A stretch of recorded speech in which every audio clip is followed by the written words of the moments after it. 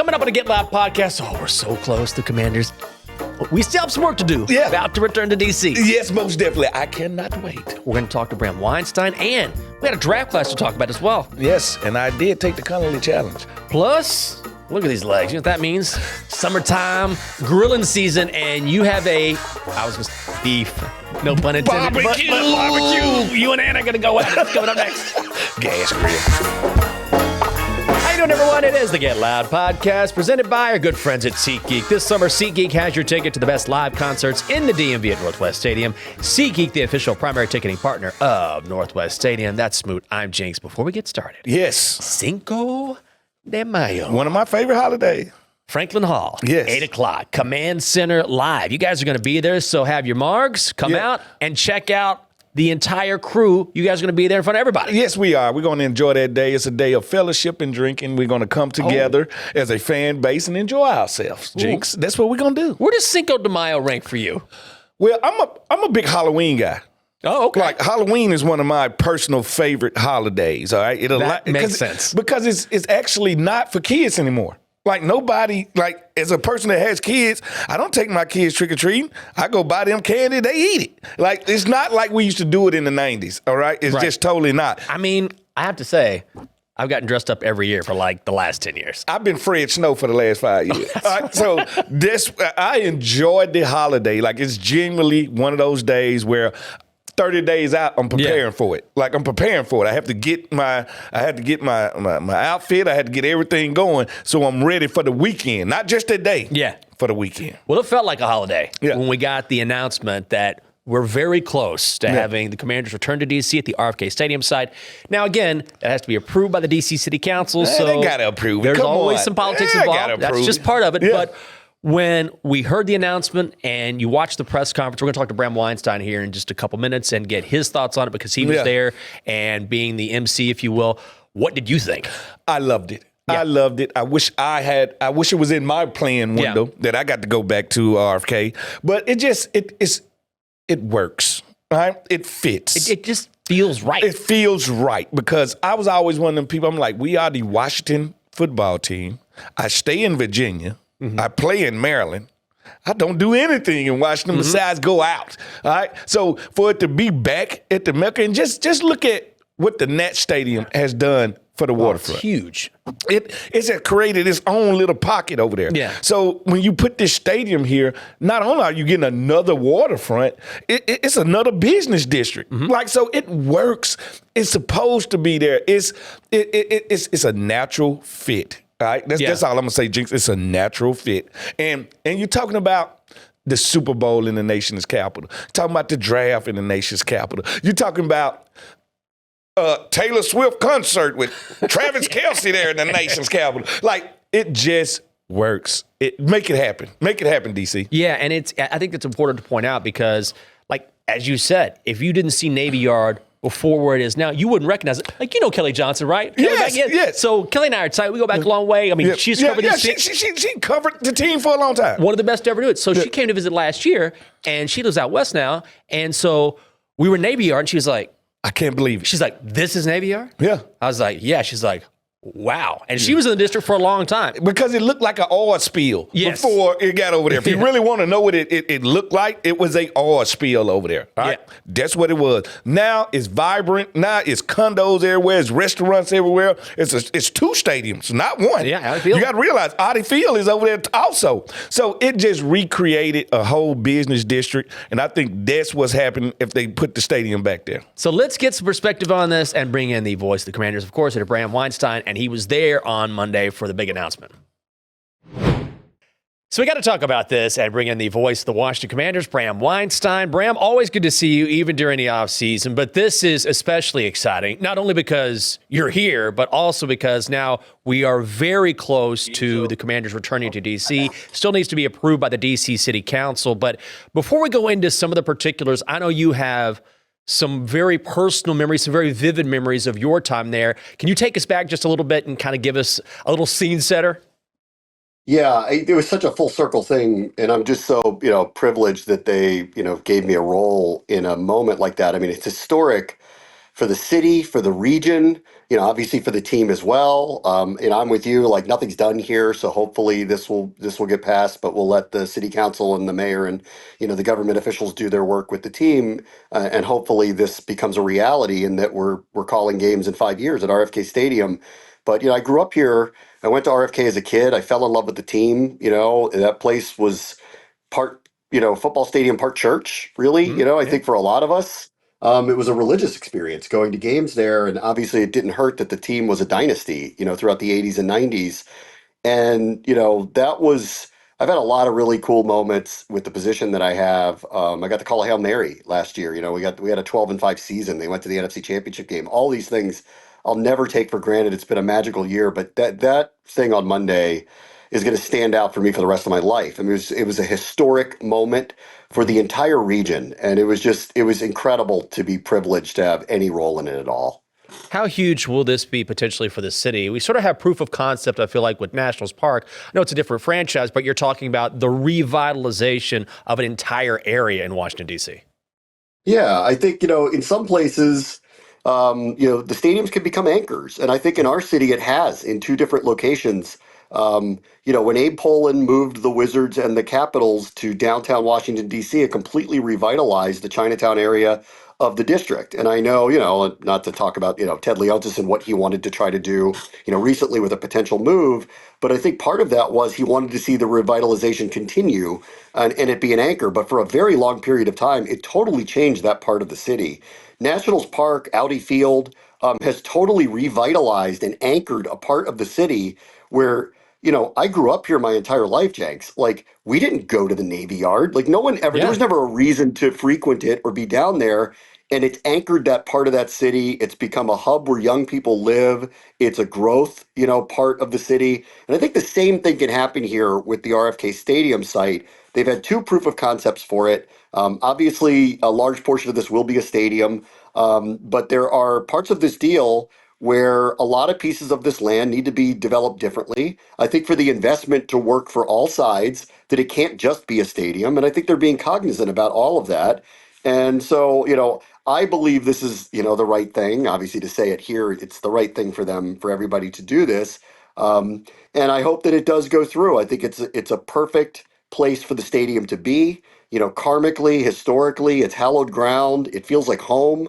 So I think I know. I think I speak for the region. And if you just ask Commanders fans, where do you want it to be? Yeah. It is there. So I think everything kind of checks off the boxes. And what will happen with the revitalization as far as how the city, reacts to it, I don't know. But we do have two prime examples of sports stadiums in this town being anchors for economic activity and economic growth.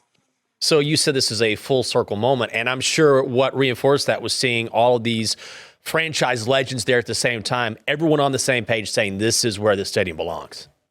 Yeah, it was really cool. I mean, we had legends there. Riggo was there. Darryl Green was there. Doug Williams was there. Joe Gibbs was there. I thought it was really fitting that here's Joe Gibbs sitting next to Dan Quinn, Yeah. like almost like a true passing of the torch, like the glory days of this franchise in the stadium that was beloved by the region. And they're sitting next to each other. And the last time that Washington had a season like the one that they had a year ago was when Joe Gibbs was coaching them back in 1991. So it felt very fitting to be part of that. You never know, like it's a press conference, so you don't know what the reaction is going to be, but like that was raucous in there. I mean, Yeah. you could like the genuine emotion of this announcement being made was really truly breathtaking. And again, I was just so happy and really, honored that they asked me to have a role in that because for me, I'll just never forget that for the rest of my life. I love this franchise. I love the position I'm in with it. I'll never take it for granted. And that moment, just to have any role or part of that, really, it's really, really amazing. And potentially we're talking about, which is hard to believe I'm saying this, we're talking about maybe down the line, even a Super Bowl being here in the District of Columbia Yeah, I because you hope would so. have the infrastructure, you would have the stadium for it. And that's something that I hadn't even thought about until recently, but that's a real possibility. Yeah, I think so. I mean, the stadium it's going to have a roof on it, like clearly. Mhm. I know I saw some of the renderings and, I was told, these are not final renderings. This is just concept design. A couple of the elements to me are like, I think are keepers, like a viewpoint from inside the stadium to the monuments or the Capitol Yeah. building seemed like an obvious thing to do. Putting a roof on it. Listen, I'm an old school. I love the elements, I love that too. But for this to work for everybody in the modern NFL and really in modern entertainment, this needs to be a facility that could be used 365 days a year.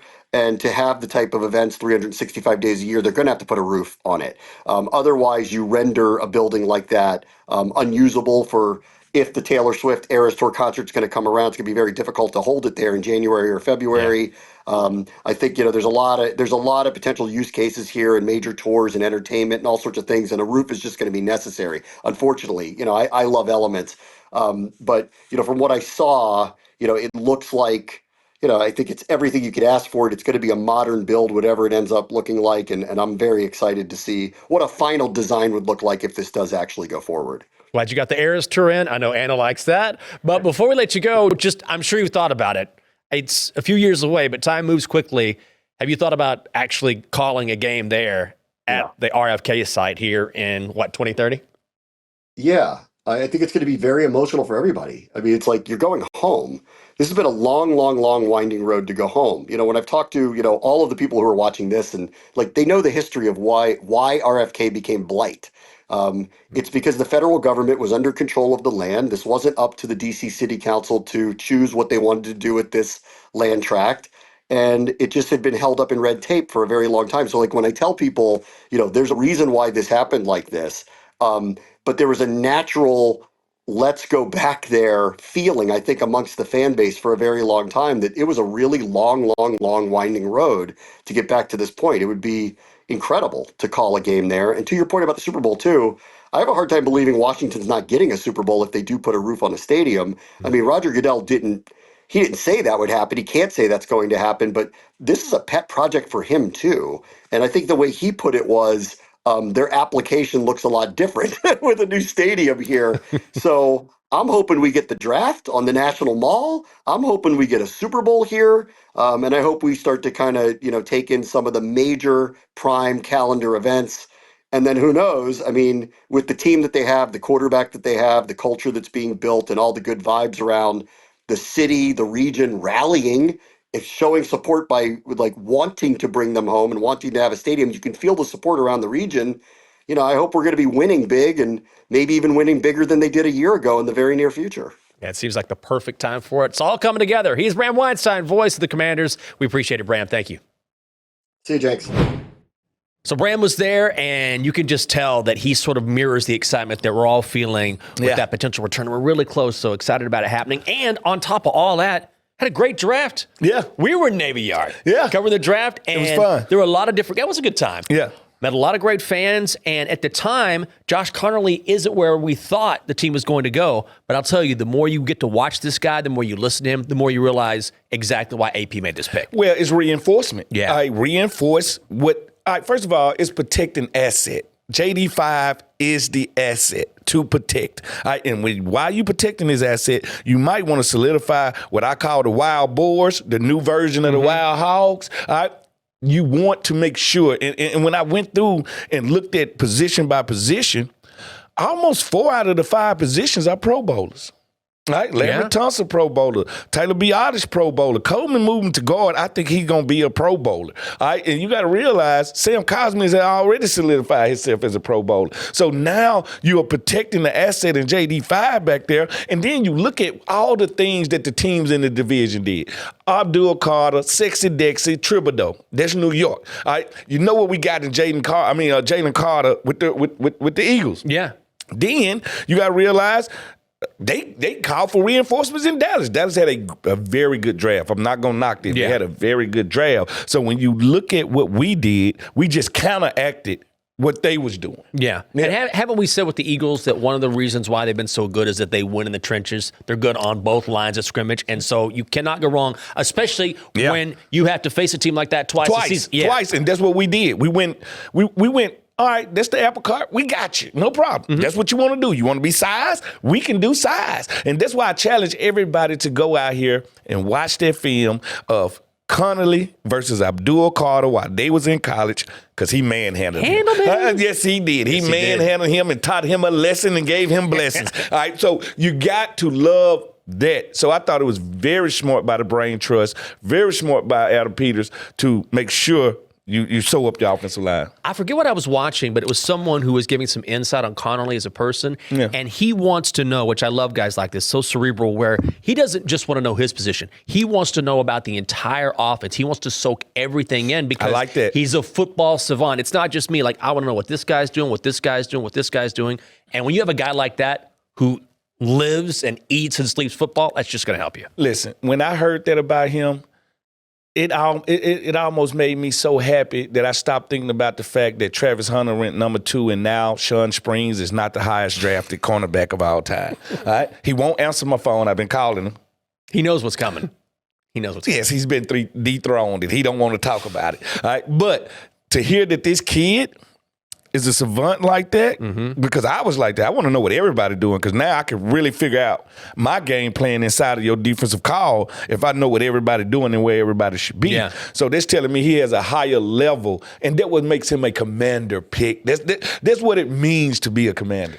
I saw something just sort of related, but not really. It was an interview with Tom Brady. It was a couple months ago, and he was talking about studying the game. Yeah. And he was saying that when he would go to the line of scrimmage, how all the work for a quarterback is done before you throw the ball. And he was saying something like, I'll look at that safety, and because he moved his arm this way, I know he's about to go here, and this is the coverage. And I thought, that is wild to do that much study. No, we are trying to hold it as long as possible. Yeah. I know people remember this. They remember Peyton Manning. The one thing they used to do at the coast is get out the huddle fast. Yeah. He wants to bleed the clock, and we're trying to hold these coverages. We're not trying to do it, and he'll just go through the cadence. Omaha, whatever, blah, blah, blah, blah, blah. He's trying to get us to show just a tad bit. If those safeties rock and roll, and that strong safety moves down, he automatically know we in a single high coverage. Yep. Right? If they try to hold that shell long enough to hold that cover 2, now he's like, but we could be in cover 4. We could be in cover 6. So it's this constant battle, and that's why we have to have a captain like London Fletcher that's going to go head-to-head with their quarterback on changing coverages. Yeah. All right, so the one thing Tom was always good about is I'm going to undress you so I know where to go before I say hike. Yeah, when you draft a young guy who wants to know nuance like that, man, that's huge. Yeah. Because those little understandings sometimes give you the edge. No, it gives from game to game. It gives you the edge. It's simple. Like me, as a cornerback, my view of the game is lateral. It's not vertical. So I'm looking through the tackle to the quarterback. The one thing I used to always get my pass keys from is the tackle light on his fingers? Because if he's heavy on his fingers, that means he's finna go forward to run block. If he's light on his finger, that means he's finna go back to pass block. Interesting. So now I knew, all right, it's a pass play. So I already know I ain't finna play the run, I'm finna play the pass, and I got my key from the tackle. Oh, man. I love that kind of stuff. Yeah. I also love Trey Amos. Yeah. And there was some talk that maybe the Commanders might trade back, but they didn't want to because they saw the value with this guy. I know he went to Ole Miss, but this guy's a player. He might be the best second-round draft pick since Fred Smoot. All right? Very similar body build. He has great ball skills. He's long. He is long, and that's what you want. Like, that's what you want. And I like guys that been through a little something. This guy played himself up. He started as a Raging Cajun. Shout out to old B. Mitch Ballhead. He started as a Raging Cajun, played his way to Alabama. All right, transferred from Alabama to Ole Miss. All right, so that means this ride he had wasn't smooth. It was bumpy. Yeah, he earned it. Everybody that we draft earned it. That's what I like about the guys that we draft. None of them really came out as 5-star athletes. They became 5-star athletes, but they didn't come out like that. And I enjoy guys that have to go through some ups and downs before they get to where they want to be at. Led the SEC in pass breakups last season. Then around 4, kind of a local guy in Jalen Lane. You talk about a guy who's earned his way to where he is. Yes. He is a speedster. He's going to work well in the slot, but he had to earn his spot too. And he's thick. He has a build to him, all right? And he's fearless when it comes to punt return. And he's what we call to take the top off the defense guy. He's the guy that's going to go vertical, and he's going to go vertical the rest of his life. That's just the way it is. And to find this guy in your backyard, you understand what he brings to the table. And when I look at Terry and I look at Debo and I look at McCaffrey, this guy's different. Like, he has a gear. It's a great compliment to the offense. Great compliment, and that's what you want when you want to get a mixture of a room. Like, I don't want to have 5 receivers and all these guys do the same thing. Like, I was just going to say. I want diversity in this room. He brings diversity, and he brings another gear to your return game. And people don't understand. Me and Santana talk all the time. Santana say, one of his best special team coaches always told him, get me 2 first downs when you return. That means, can you get me 20 yards? Mm-hmm. Can you get me 20 yards on return? This is a guy that can make that happen. I know we say this every year, but you really can't. We do.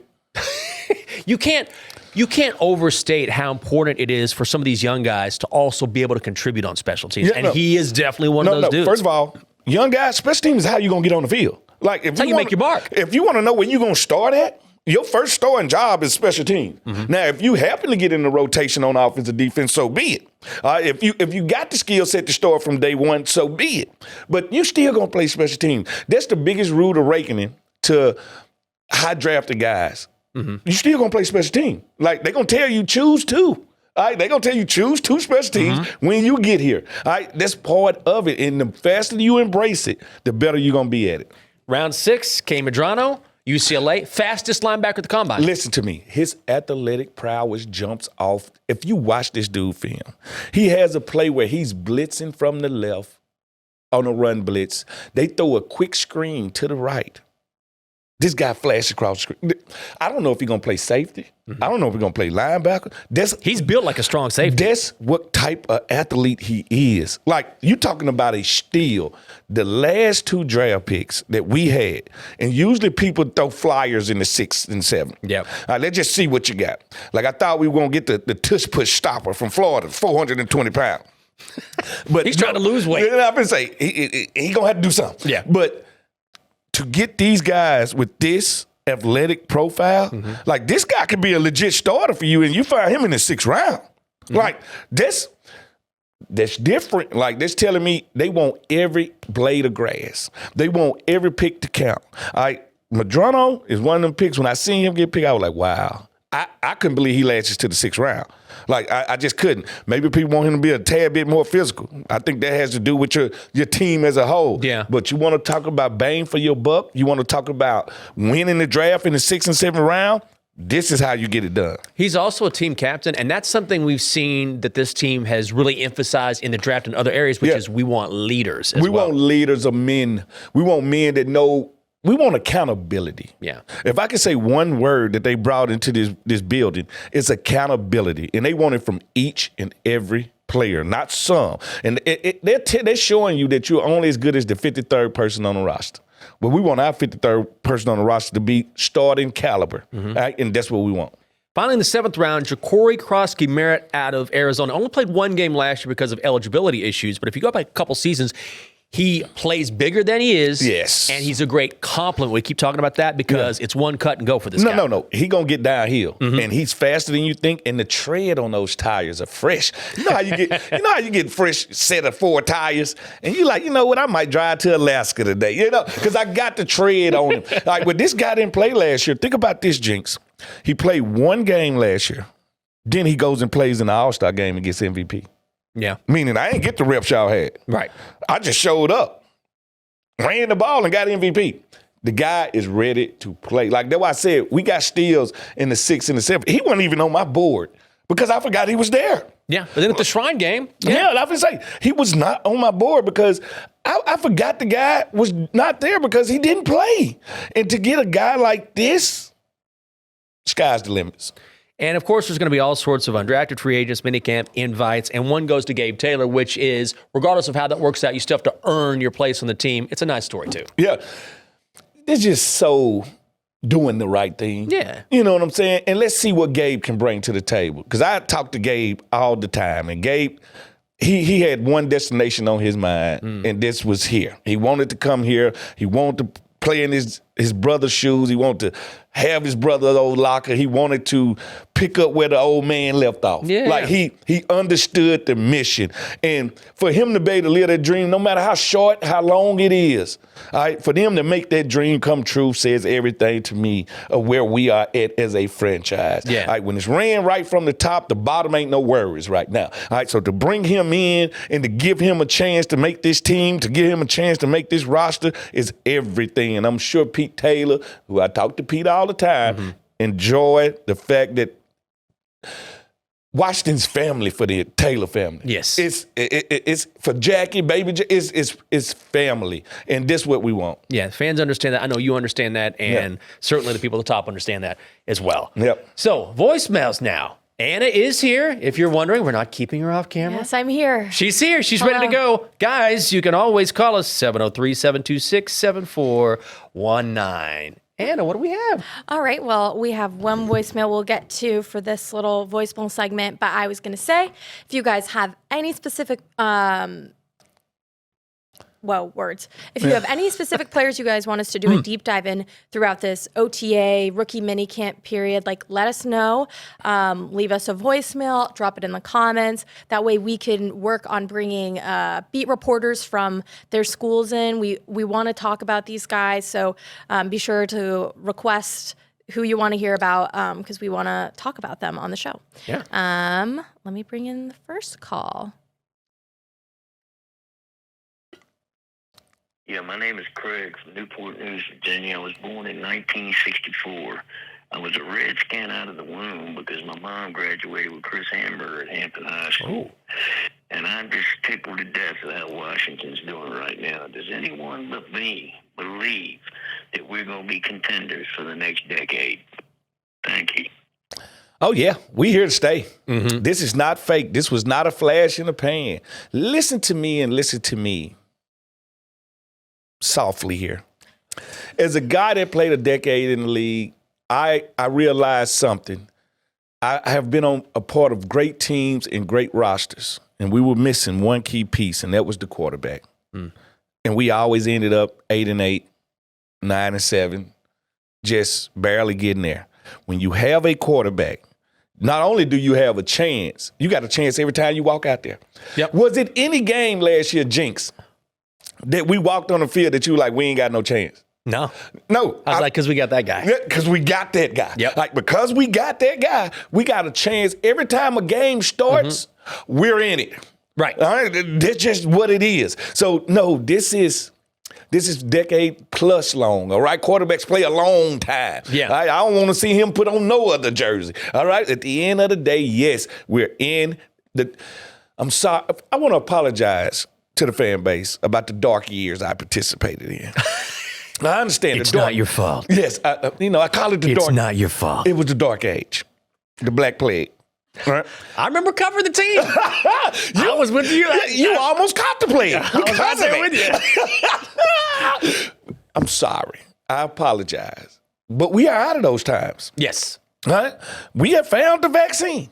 We are good. All right? So what I want to do is I want all the fans to know because, doing my radio show after games, I caught myself talking to fans that I don't know if they was in just such disbelief that they couldn't believe this is who we are now. Yeah. They were just so used to losing that they couldn't realize and grasp that this is the new reality. This is our new reality. Year in and year out, we are coming. All right? We're coming for you and all the rest of the 31 teams out there. We are coming. All right? And you know what? We earned it and we deserve it. Because we went through those times. That makes you appreciate the good times even more because it's like we've been waiting for this for a long time. Because it's a decade of fans that's never seen us in They glory. don't know any better. They don't know any better. They have never seen, all they have is mom, dad, and grandma and grandpa talking about what happened when Darryl Green chased down. Or Chris Hamburger. Yeah. Chris Hamburger. Right. Yeah, Dexter Manley. Yeah. You know what I'm saying? Mark Mosley. Yeah. All right. Slinging Sammy Baugh. All right. That's what they had to go back to. Yeah. So, no, feet on the ground. This is the new regular for us. It is. Well, 703-726-7419. Be sure to keep leaving us your voicemails. Please, we'll get to more later in the episode, so be sure to stick around for that. Should we get into our ads? Pay those bills? Let's pay the bills. Why not pay some bills? Is it my turn? I think It's the my first turn. of the month, so money got to be spent anyway. Right, You know how they exactly. MWAA. We don't travel to escape life. We travel so life doesn't escape us. We dream of a place anywhere in the world, and in a blink of an eye, we're there. That's the wonder of flight. All you have to do is decide where to. Dulles International Airport. Let your imagination soar. Book your adventure today at flydulles.com/nonstop. Well done. All right. The Get Loud podcast is brought to you by Bet365, official sports betting partner of the Washington Commanders. Bet on a range of NFL markets with the Bet365 app. Craft your own personalized bet slip with Parlay. Access thousands of games with live streaming. Place your bet before the match or bet during the game. It's up to you. Download the Bet365 app today and join 80 million members worldwide, age 21 plus only. Must be physically located in Virginia. Gambling problem? Call or text 1-800-GAMBLER. And I will answer the phone and tell you you're gambling too much. Anna, great job. I just want to, you had an apology. I just want to apologize for my legs. I know how they look. Okay. I know how they look. It's 80-something degrees outside. You feel like you're a little pale? I'm a lot pale. You the I ghost. blend in with the whiteness background. I'm whiter than that. So I know it. You can just adjust the contrast on your YouTube video, whatever it is. Sorry about that. But it's summertime. I just want to enjoy it. We're almost You there. just need to let the legs out. You know what? What are you going to do? Let the legs out. Let them get tan, Jinx. Let them get tan. No, I usually burn. I can get tan after a while. But I Yeah. got to spend a lot of time before I finally get tan. I totally understand. Now, as I look at these undrafted free agents, now, I can't say I know a lot about all of them, but I do know a little bit about some of them. Let me tell you a funny thing that happened. Okay. I called the City Open in D.C. every year. Oh, tennis. Yeah. The first year that I did it, they put the names list in front of me. You know, tennis is very international. Oh, my God. Those names are very difficult. Oh, Jinx. And they made me call out all of them. Did you practice them? All you heard was the people laughing in the crowd. And after that, they were like, Smoot, you got to come back. I was like, why? Because y'all want to laugh at me because I'm illiterate? Because I couldn't say most of these names? But it's like, I thought football names were hard. Yeah. Tennis? Oh, my God. Could be the hardest names in sports. Maybe hockey? Maybe, but tennis gets really in the weeds of like European countries. Every country has somebody there. And these names are not easy. And I butchered them. Listen, Jinx, I believe you. I butchered them with a Southern accent. The only thing saved me was the accent. Because I could mumble through some of it. Yeah. Yes, but I'm talking about last names with 13 letters. I'm sure the tennis crowd loved that. They loved it. Frederick Smoot. What a card Bring he him is. back. Bring him back. So when you look at the draft and the guys were drafted rounds 1 through 7, Yeah. and you look at draft grades, I mean, pretty much across the board, like the lowest we saw was B, the highest was A. And what I thought was funny is when I'd read a B or something, you'd read, well, it wasn't a big class, but what are you going to do about that? Yeah. But across the board, even the experts, however much you want to put stock into that, said this was about as solid and as strong as it gets. I just think it's one of those things that It's so subjective. it's like an oxymoron in the way that you don't know until you know. We won't know this for 5 years. Yeah, it's true. Like, so just because it looks good on paper right now, that's just like, all right, here go a lie that everybody tells themselves. Whoever we drafted in the first round is going to be good. No. 65% of first rounders going to fail. Like, so nothing in the draft is guaranteed. You want to talk about a crapshoot in the lottery? That's what the draft is. Just because you was good in college don't make you a good pro. All right? It's faster. You got to think a lot more. It's 3 degrees of mistakes. Like, it's so much. So if good is great, they want to give us. That just means they feel like we picked the right category of people. All right, so I give them debt props, but I won't give them any props when it comes to giving us a grade because you can't grade us for 3 years at least. Right. At the least. Well, and also, isn't the average NFL career like 2 years? 2 to 3 years? Like, 2 years. If you make it in the NFL, that's why I don't care what you did in the NFL. If you had any sort of long career, I'm like, you were in the league. NFL stands for not for long. Right? Not for long. All right? Temp job. Right. The best thing Darryl Green ever told me, welcome to your dream temp job. And I'm like, what? He's like, yeah, it's temporary. I'm like, you've been here for 2 decades. Like, what are you? You're entrenched. Yeah, I'm going to say, like, nothing's temporary about you. But he was like, do you know how many people I've seen come and go? Oh, probably forgotten. Like, Countless people. Just thousands of people come and go. So if you got that dream, you hold on to that dream, but the numbers are working against us. Yeah. You got 500 people hungry, younger than you, cheaper than you, coming out every year. All right? Every year it recycles itself and it washes itself out. Yeah. So for you to survive for year after year after year, you got to bring something to the table that either this youngster can't or the guys that's on your level can't. Like, you got to play with a consistency. So with the draft grades, I'm always kind of iffy on that. Yeah. Because I'm like, let time show me. Let time show me who they are. I think I said this a few pods ago, but it's one of my favorite, like, sneaky good clips. And it was it from last season, 2 seasons ago? And it was a couple young guys on the Bears sideline. Yeah. And they were just talking and they were mic'd up. And one guy looks to the other and goes, everyone here is good. And the other guy's like, yeah, everyone's good. Yeah. You know, because it was like they were both like wide-eyed kids saying, Yes. everyone on this field, you may good. not know everyone here is good. The worst dude on this field Right. is better than 99% of the Correct. population. All right? Everybody, the janitor is good. The water guy is good. Everybody is the upper echelon of what they do. And that's why, to me, and I do this with my kids, I don't want the first time for them to see high level competition is to be in college or the pros. Yeah. See it now. Learn what your peers are doing now. I was always taught, if you sitting down playing a video game, I always think about what your competition doing right now, because they working. That's right. They working. So I scare my kids with that. They be like, yeah, I'm playing a video game. I'm like, what about Teffer Johnson?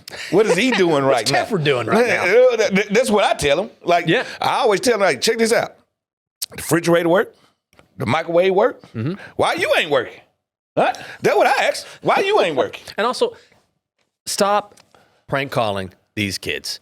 They have waited for the moment. That's so happened to disgusting. And it didn't just happen to Shador. It happened to Josh Conerly. Josh Conerly, I should say. Happened to Tyler Warren. Happened to Abdul Carter. It happened to guys across the board where don't ruin a moment that these kids have worked for their entire lives. And imagine getting a call like that and then not getting drafted. First of all, this jealousy at its highest. You only doing this because ain't nobody calling your phone. You only doing this because you ain't got this epic day. You want to ruin somebody's day and call them with a prank. That is the most disgusting thing I have. Man, these kids has dreamed of this since they was 5 years old. And the first thing gonna come to their mind is this jerk called me Right. and said I was drafted by a team that ain't drafted me. I won't forget this, even though I'm finna get this call soon. Yeah. Like, what? Why would you even want it? Forget finding money, forget all of that. They're just a disgusting human being. Exactly. Like, now, and I understand we all idiots in our 20s. All right? We all idiots in college. All right. We looking to laugh. We looking to gag each other. We looking to do whatever we can just to have fun. This is not fun. Right. This is beyond disgusting. So at the end of the day, I never get it, man. I don't see why people would want to ruin somebody else's day. Yeah, because they've earned it. They put in the time. You haven't. So Yeah, I'm finna find say. something else to do. Yeah. It's time to listen to another voicemail, Anna. Yeah, let's queue up another voicemail. And if you guys didn't hear yourself this week, keep calling. We want to hear from you. And yeah, hold on, let me pull this up. Okay. She's got it. Hey, Fred. Hey, Jinx. This is Tracy again. I was just calling because y'all were talking about Colorado retiring jersey numbers. And, you know, y'all saying what y'all were saying about it, special, this, that, and the third. And I got to thinking about the Commanders. Now, we just retired Daryl Green's jersey. The only 3 official jerseys that we have retired is Jurgensen's, Green's, and Ball's.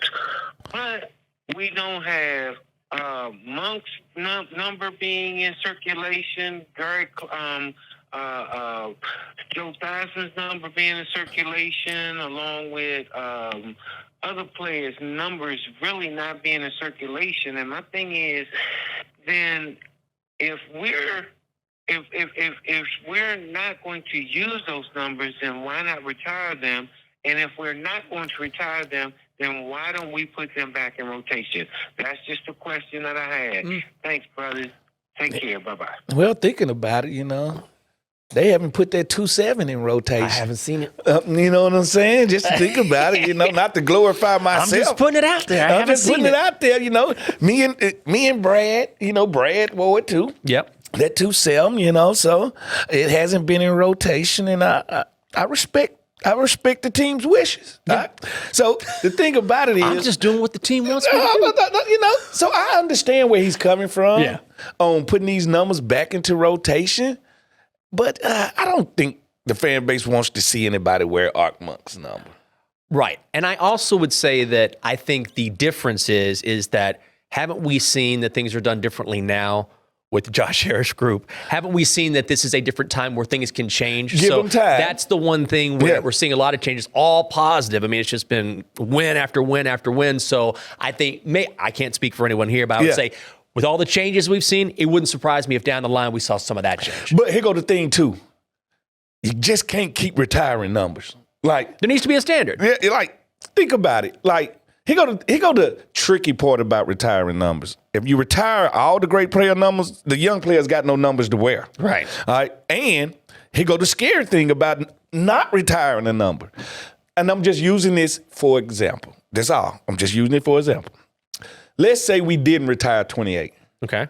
And we drafted a kid, Trey Amos. Okay. Trey Amos goes on to be a 13-year Pro Bowler, the best corner they ever played. Who number is it? Here's a Daryl's. Yeah. That go to Columdum right there with letting people wear certain numbers that ain't supposed to be wear, because if somebody one-ups that player, who number is it? Yeah. Like, we know who Larry Bird is, but if you let somebody wear Larry Bird's number and he outdoes Larry Bird, is it his number anymore? You don't want that. And that's why you can't let people wear certain numbers. And I totally understand, but it's a double-edged sword right there. It's a hard one. It is a great thing to have that history where you have so many guys. You're like, you make a case for this guy, this guy, this guy, this guy. You can make a case and retire 40 numbers if you wanted to, but you can't because somebody got to wear it next. And I've always, and that's why I love Michael Irvin, because he has been eager to get an 88 out. Yeah. Like, he wants it to be very much what 11 is at Penn State.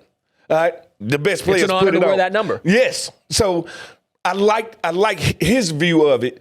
And some guys like, I don't want nobody else to wear that number. That's kind of greedy. Yeah. Yeah. Guys, let's talk about SeatGeek for a second. Let's do it. Are we good? We have enough? Okay, just want to make sure. Yeah. I don't want to interrupt there. SeatGeek has your ticket to the best live concerts in the DMV at Northwest Stadium. SeatGeek makes it easy to catch world-conquering tours and high-wattage performances from your favorite artists all summer long. SeatGeek has the best seat, your seat, for an unforgettable summer. I'm dressed for the summer right now. Look at this guy. Yeah. From rock royalty to rap superstars, from R&B to country, find out all on SeatGeek, the official primary ticketing partner of Northwest Stadium. Summer concert season officially starts with SeatGeek. It's summer, barbecue season. But before that, are you going to do the Conerly challenge? I saw Logan do it. Logan did do it. was Logan impressive. still works out. I'm going to try the Conerly challenge at home with my kids first, and then I'll do it on video. But you got to have some Sierra knees for that. All right. Oh my God. I don't know if I still got it, Jinx. I'm still in good health. You look good. You're in good shape. But to be popping up like that, then backing up in that back, like, if I did that, I thought about doing it for a second because my mind, I would love to see your pair of white legs do it. my hip would pop out of my socket. I was like, do not be stupid, Michael. Like, you know better. I'm going to do it. I'm not guaranteeing anything. Okay. But I'm going to do it. Logan loves to challenge me, by the way. And he acts like he's not younger than me. Like, Logan is very much way younger than me, all right? Yeah. And he tries to, like, compete with me in everything, and I'm just not. I don't have that edge anymore. I lost the edge. You know how you lost it? Yeah. Like, I used to compete in everything. Like, even my kids would tell, he won't let us win in nothing. No. That ain't the way the world goes. But now I'm less confrontational. Okay. Like, I'm not going out looking for competition anymore. Right. Now, if it just falls on my lap, I'm fine. But I will take the Conerly challenge. I will try. Okay. All right? Maybe I should jump out of pool doing it to one-up Logan. Oh. If you can do think that. about the logistics of that one. I'm trying to think about the logistics. Because you start on your knees, you pop up, and then you back You're pedal. saying in a pool. And I was going to I was going to pop out the pool, out of my knees, and then get out of there. Out of the pool. So I was going to literally jump out in the of the water. pool, hit the concrete, and then scoot back. That's the only way I can one up Logan. Sounds like zero gravity. Yeah, listen, So we man. get a small, like a kiddie pool. We'll fill it up a little bit. No. That's one workout that I still do. I got 2 workouts that I still do because they low impact on my joints. Okay. I swim Okay. and I ride bikes. That's it. That's smart. And guess what? Feel great doing it. So that's why I said maybe I jump out the pool, one up Logan, telling him he a old dude. He ain't got it no more. And we go from there. Huh? I think Logan's going to break one of my ribs one day. He do that when he hug you. I know. Every time I see him, I love Logan. He'll give me a hug. He's like, "You lose some weight," and I can feel like how strong he is. I'm like, he could crush me right now if he wanted to. And people don't understand that. And I'm not kidding. I was like, if this guy wanted to, he could squeeze me. And it'd be crack, crack, crack. And you know what? Did you hear about the 100 man versus gorilla challenge? Oh, you know yes. we talked about that a year ago. We did. Yes, we did. We talked about it a year ago, and all of a sudden the internet, oh, by the way, what happened? All right. This is the crew I'm taking with me. I have seen what everybody tried to do. Everybody tried to go physical on physical. That ain't how we're going to win this. Okay. We're going to win this with mental ability.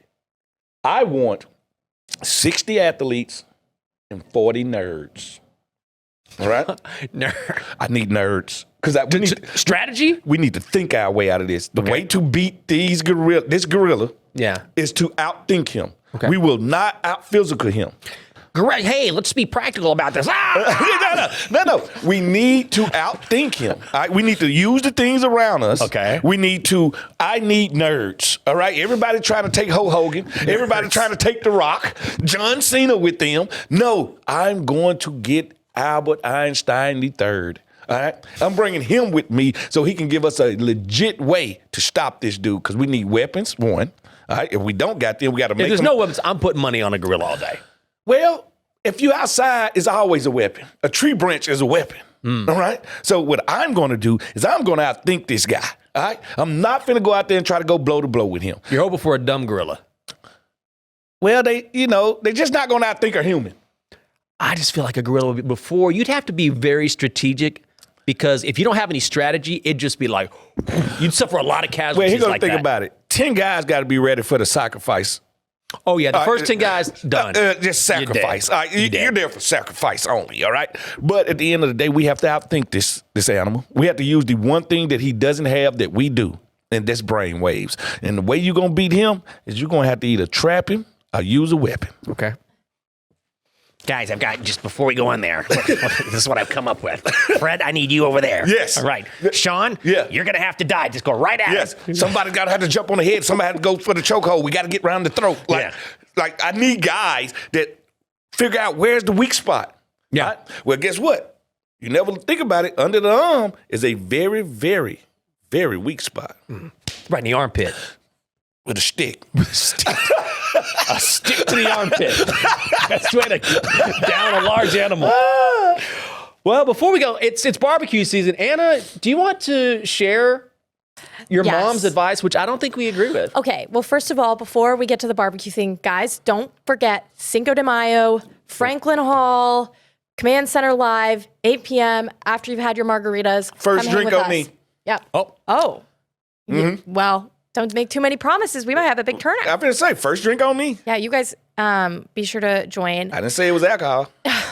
Well, You get a water. I've gotten You get a water. You get water. You get a water. I've gotten Jank's take on this, and I got Bram's take on this. Yeah. My friends and I bought a grill for our house. All It right. has been really, really fun. First of all, what kind of grill it is? Craftsman's, what kind of grill? Couldn't tell you. All right. It's just a grill. It Regular works. grill. Yeah. All right. And we started cooking hot dogs on the grill. Okay. But we're limited on our grilling capabilities. So probably every time we've grilled ourselves hot dogs. Also Yeah. because hot dogs are good. Yeah. But my mom texted Glizzies. me and said, I think it's time to move up from hot dogs. She's right. What? First of all, let me tell you Am I something. too grown? I'm 24 years old. I've been saying, let me tell you something about you youngsters. All right. Our generation, we used to go in the kitchen when grandma and mama was in there. We used to go to the grill when they was out there just to learn something. All right. This new generation, with all these air fryers and all this other stuff, they don't know the genuine grilling techniques. If y'all have 4 people staying in the house and nobody knows how to grill chicken, ribs, chops, anything, corn, anything. Yeah. Imagine if we pulled up and we saw 4 24-year-olds around a grill with nothing but hot dogs on them. I don't know. I'm such a simpleton. I'd be like, those hot dogs look good. Thank you. You can make a hot dog a lot of different ways. No, I'm gonna be like, this is the epitome of America. Like, this is where we at right now. And you know what scares me? I'll be like, you know what? As I drive past these 4 people standing in this grill while they cook hot dogs, the thing that'll scare me, Jinx, is I'd be like, in 40 years, one of them could be president. Okay. I don't think the people cooking hot dogs, 4 people cooking hot dogs, 1 grill. I remember when Anna was just turning hot dogs on the grill. Look at her running the country now. No, y'all have to challenge yourself on that grill. Okay. Well, if you have any suggestions, drop them in the comments. Yes, do chicken. Leave us a voicemail. I'd put chili on top and be like, this is a totally different meal now. Exactly. Upgrades. Minor upgrades. But if They you guys probably don't even get the Chacos right. The who? Can I ask y'all this? Yeah. Do you let the Chacos gray before y'all put the hot dogs on there? Well, it's a grill with the Gas? Yeah. I'm through with you. What? I'm through with you. I'm from Mississippi. We don't grill with gas. All right? We don't do nothing with gas but heat a house propane? up. All right? We don't. So you telling me, Anna? Propane? So you telling me y'all ain't even got the smoke, smell, and taste to it? I feel like it does because it's cooked on a grill. You can cook that on the stove, dog. It's got that mesquite propane. It's something. No, propane don't come in mesquite. It doesn't. No, it doesn't. It doesn't. I thought we was actually talking about grilling. I gotta apologize to the fans. Listen, this is not grilling. We She have a talking about smoker. stovetop. At my parents' house, we have a smoker, and I enjoy that very much. But I don't think we're at smoker level, and I don't think our porch could support a whole smoker and grill. So that's why we're small. When I was a kid, my stepdad, he welded a smoker that he made himself. Yeah. I mean, out of like heavy like metal, you lift it up, you know. Yeah. I mean that was a grill. Yeah. Listen to me. This is what I did. You know me and Coach Sherrill, my head coach from Mississippi State, we are I know very what close. you did. Listen, he talked to me about this grill he ordered for months. He was like, Fred, I can't wait to get this grill. In the back of my head, I'm like, Coach, I can't wait either. All right. So he gets the grill delivered, and it happened to be getting delivered the same day that I'm moving. So I got this U-Haul. So you didn't know, you just happened to see it? I was passing by the coach's office, Oh my god! and the grill was getting dropped off. Was it a propane? No, no, that's what I it was was a wondering. big charcoal grill. No way! It was They huge. don't. Charcoal grills are like only the small little tiny No, circle grill. It got dropped From off. what I've seen. I didn't let it sit there a minute before I pulled that U-Haul back in there, Oh my stole gosh. the coach's grill, and me and my family grilled on it in Mississippi for 10, 15 years, and we named it Jackie Sherrill. And I enjoyed that grill. Thank you, Coach. When did you finally tell him? I told him like 2 years after I made it to the league. I was like, Coach, you ain't never wonder what happened to your grill? He was like, they said they delivered it. They did, Coach. I stole your And grill. guess what? It looks great. It's perfect. Yes. Now, that's a grill story. Not for people grilling hot dogs on a gas grill. That's a real grill story. All right, we'll try to upgrade Anna. Although I got to say, I mean, Anna was telling me this earlier. I was like, I don't know. That sounds good. Maybe I need to eat first. Nah, Jinx, you from Texas, man. Yeah, I know. Like, don't do that. No. Have you lowered your standards that much since you moved? No. I want like ribs. I want the whole layout. That's what I'm telling like you can grill vegetables. Like you can do a whole There's layout. nothing you can't do outside. No, it's true. Like, that's what I'm about. And for them to belittle the grilling process. Please. I love that is the not grill the master truth. in you is insulted. You're like, I'm very insulted. I can tell. First, that they Oh my use gas. Second, that they only grilling glizzies. Like, come on. We're Like, getting there. We're gonna get better. I promise. girl dinner. it don't shock me. Colorado buffalo, they ain't doing much grilling up there. Moose, maybe a little moose meat, but that's it. That's going to do it for the Get Loud podcast. Let us know what you think in the comments. Give us a call. Send us an email. We always want to hear from you guys. And Cinco de Mayo. It's Frank going Paul, down. 8 o'clock. See you guys then. Have a great week.